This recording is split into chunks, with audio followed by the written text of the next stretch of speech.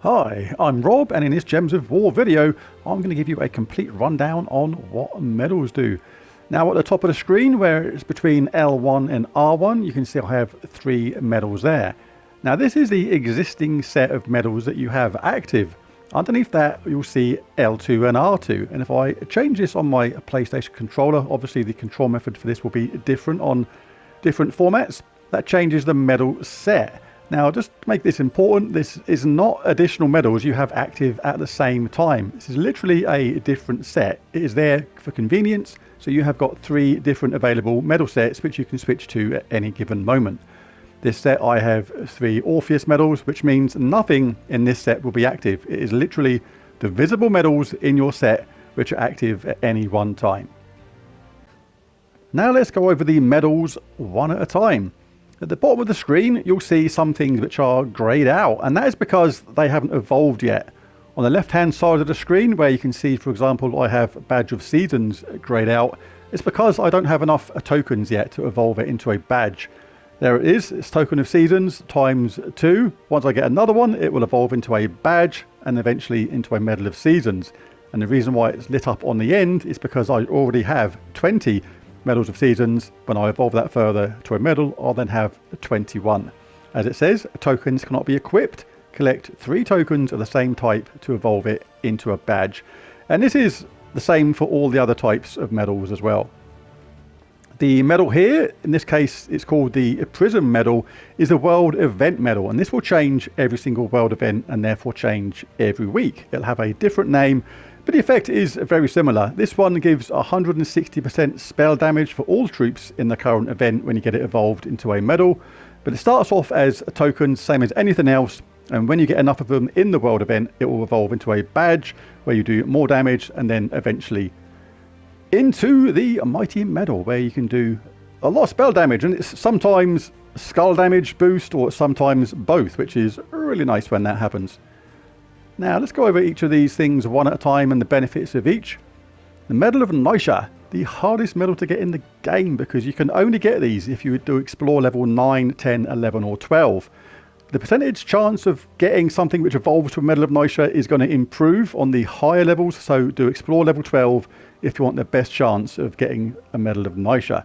Gives +4 magic for all troops, and these do stack, so you can have 3 of these in your medal set, thus giving you +12 magic for all troops. Very, very powerful indeed. It doesn't always mean you want to do that though, because there'll be some instances where you can't start with, for example, 50% mana.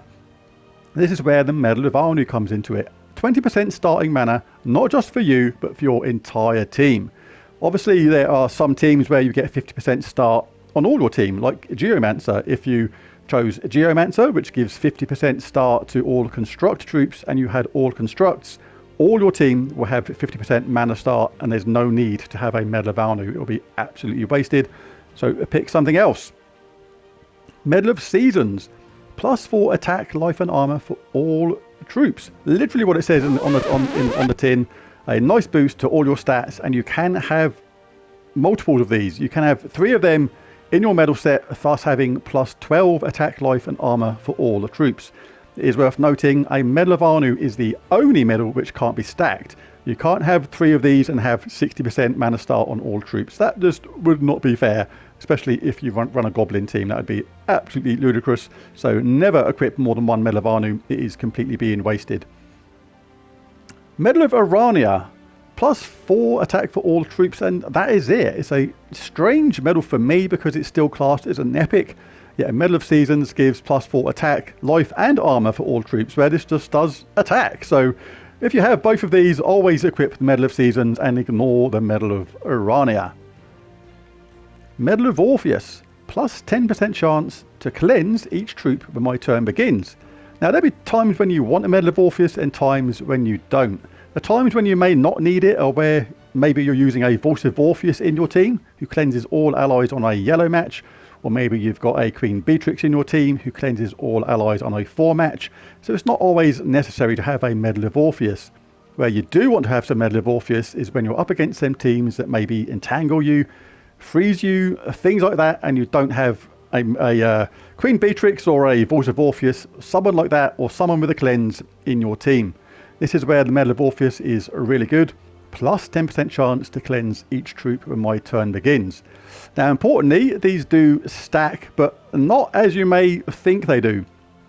If you had, for example, 3 of these in your medal set, it doesn't become a 30% chance to cleanse each troop when my turn begins. It's 3 separate 10% chances to cleanse each troop, which is mathematically ever so slightly less than 30%, so do bear that in mind. Medal of Yasmin, plus 8 life for all troops. Exactly what it says on the tin, a boost to life for all your troops. It can be useful for those troops which do damage based on how much life is remaining on your entire team. That is where that is really, really handy indeed. And very similar for the Medal of Guard. Again, plus 8 armor for all troops, particularly useful for Roanne. She does damage based on how much armor she has. So if you had 3 Medals of Guard, for example, that is going to boost up Roanne's armor by 24, which is going to make her damage output even higher, which if you're a newer player to the game can be really, really useful. These other ones are just badges, so they have to be collected, more of them to be evolved into the medal. So which medal sets to use and when, and what are the best combinations, and what medals should you use specifically for certain troops? High King Ironguard is one of the favourite troops for delves. He deals damage to an enemy with a chance to devour them equal to his attack and gains an extra turn. So the more you attack, the better chance you have of that devour. So for him, you're going to want to put on medals of Seasons, plus 4 attack, plus 4 life, plus 4 armor for every troop. So 3 of them, you're going to boost up his attack. If you don't have Seasons, stick on the Medal of Urania to boost up his attack, and that is going to work really, really well for that. The ones you're going to want a Roanne team, for example, as I mentioned before. Let's show Roanne. And it says scatter damage boosted by her armor.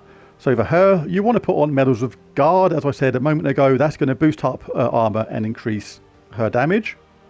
For something like a Ferocity team, where they deal damage to an enemy and a random enemy, boosted by my attack, life and armor, you can obviously have a Medal of Seasons on that, because that boosts all them things up. And as well as that, you have multiples of these, and they can go absolutely wild because they give 4 to all skills on all Taurus allies when matching 4 or more gems.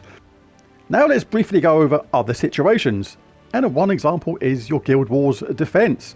Now you may wonder sometimes why your Guild Wars defense isn't doing so good, and one of the reasons could be is because your medal set, whichever the one is being used at the time, is the one that's being used by your Guild Wars defense at the same time. Obviously, if you're playing the world event and you get battles, you can't really avoid this, because you're going to need to have the world event medal equipped to get the most out of that. But what happens when you're not playing? If you're going to turn the game off, play a different game, heck, even do something as weird as go to sleep, then change your medal set, because the world event medal there is not going to be doing anything. It's a complete waste of a medal.